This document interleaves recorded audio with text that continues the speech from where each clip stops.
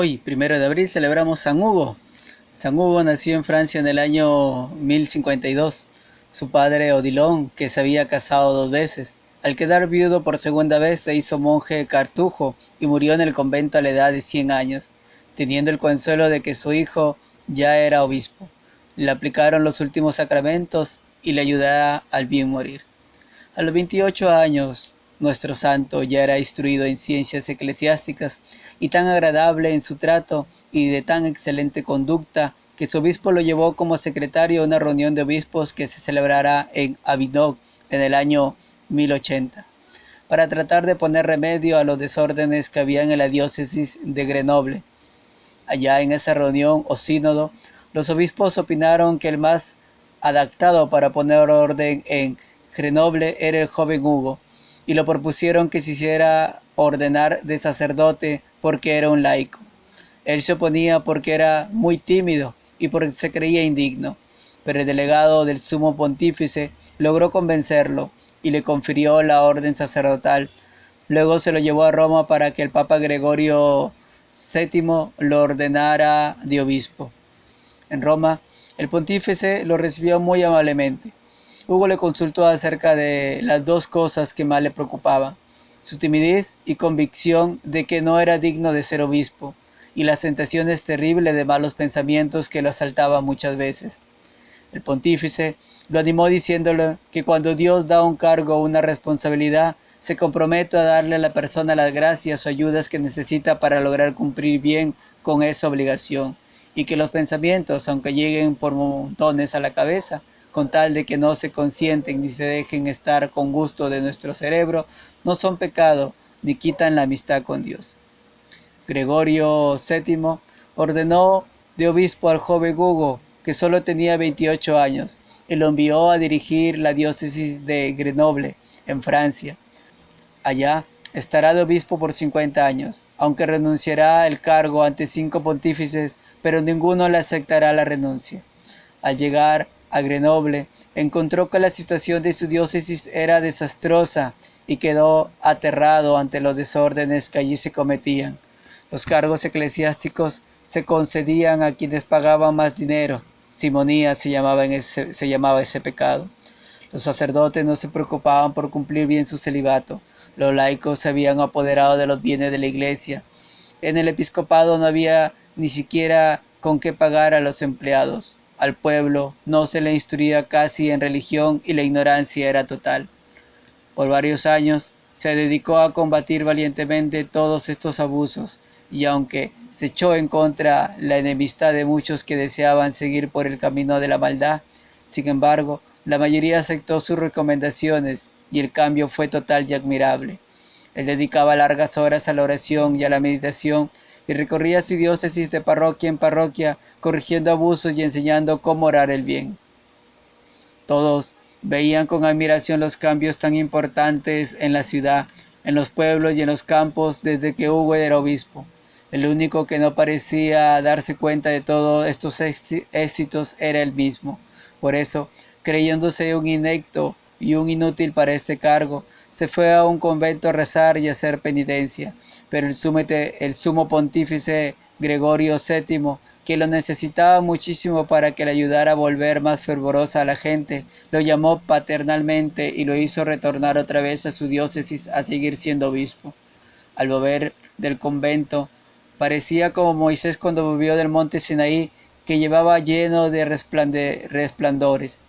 La gente notaron que ahora estaba más santo, más elocuente, predicador y más fervoroso en todo.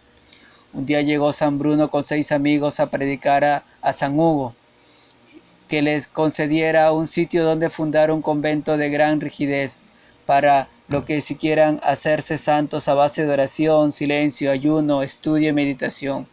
El santo obispo les dio un sitio llamado Cartuja, y allí en esas tierras desiertas y apartadas fue fundada la Orden de los Cartujos, donde el silencio es perpetuo, habla el domingo de Pascua, y donde el ayuno, la mortificación y la oración llevan a sus religiosos a una gran santidad. Se dice que al construir la casa de los Cartujos no se encontraba agua por ninguna parte, y que San Hugo, con una gran fe, recordando que cuando Moisés golpeó la roca y de ella brotó agua en abundancia, se dedicó a cavar el suelo con mucha fe y oración y obtuvo que brotara una fuente de agua que abasteció a todo el gran convento. En adelante San Bruno fue el director espiritual del obispo Hugo hasta el final de su vida, y se cumplió lo que dice el libro de los Proverbios: triunfa a quien pide consejo a los sabios y acepta sus correcciones. A veces se retiraba a su diócesis para dedicarse en el convento a orar, a meditar y a hacer penitencia en medio de aquel gran silencio, donde según sus propias palabras, nadie habla si no es para cosas extremadamente graves, y lo demás se lo comunican por señas con una seriedad y con respetos tan grandes que mueven admiración. Para San Hugo sus días en la Cartuja eran como un oasis en medio del desierto, de este mundo corrompido y corrupto. Pero cuando ya llevaba varios días allí, su director, San Bruno, le avisaba que Dios lo quería al frente de su diócesis y tenía que volver otra vez a su ciudad. Los sacerdotes más fervorosos y el pueblo humilde aceptaban con muy buena voluntad las órdenes y consejos del santo obispo, pero los relajados y sobre todo los muchos altos empleados del gobierno que sentían que este monseñor no tenía toda la libertad para pecar, se lo pusieron fuertemente y se esforzaron por hacerlo sufrir todo lo que pudieron. Él callaba y soportaba todo con paciencia por amor de Dios.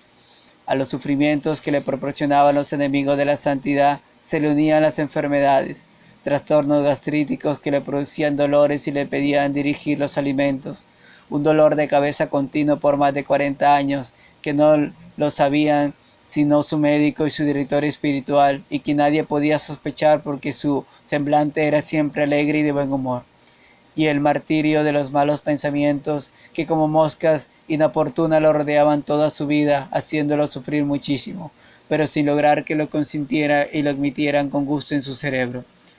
Varias veces fue a Roma a visitar al Papa y a rogarle que le quitaran aquel oficio de obispo porque se creía indigno.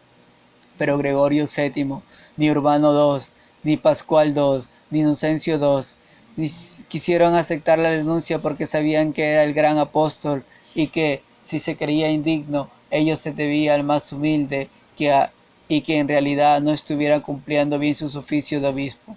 Cuando ya muy anciano le pidió al Papa Honorio II que lo librara de aquel cargo porque estaba muy viejo, débil y enfermo, el sumo pontífice le respondió: prefiero de obispo a Hugo, viejo y débil y enfermo, antes que a otro que esté lleno de juventud y de salud.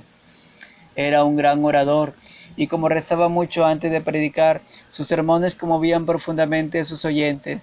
Era muy frecuente que en medio de sus sermones grandes pecadores empezaron a llorar y grito entero y suplicar a grandes voces que el Señor Dios le perdonara sus pecados. Sus sermones obtenían numerosas conversiones. Tenía gran horror a la calumnia y a la murmuración. Cuando escuchaba hablar contra otros exclamaba asustado: yo creo que eso no es así, y no aceptaba quejas contra nadie, ni si no estaban muy bien comprobadas. Una vez, cuando pulo un larguísimo verano, hubo una enorme carestía y gran escasez de alimentos. Vendió el cáliz de oro que tenía y todos los objetos de especial valor que habían en su casa, y con ese dinero compró alimentos para los pobres. Y muchos ricos siguieron su ejemplo y vendieron sus joyas, y así lograron conseguir comida para la gente que se moría de hambre. Al final de su vida, la artritis le producía dolores inmensos y continuos, pero nadie se daba cuenta de que estaba sufriendo porque sabía colocar una muralla de sonrisa para que nadie supiera los dolores que estaban padeciendo por amor a Dios y la salvación de las almas. Un día, al verlo llorar por sus pecados, le dijo un hombre: Padre, ¿por qué llora, si jamás ha cometido un pecado deliberado y plenamente aceptado? Y él le respondió: el Señor Dios encuentra manchas hasta en sus propios ángeles, y yo quiero decirle como el salmista: Señor, perdóname aunque de aquellos pecados de los cuales yo no me he dado cuenta y no recuerdo. Poco antes de su muerte perdió la memoria, y lo único que recordaba eran los salmos y el Padre Nuestro, y pasaba sus días repitiendo salmos y rezando Padre Nuestros. Murió cuando estaba para cumplir los 80 años, el 1 de abril de 1132. El Papa Inocencio II lo declaró santo 2 años después de su muerte. sacado de la fuente de Así Prensa. No te olvides, querido hermano, de compartirlo. Bendiciones del Socoyotito.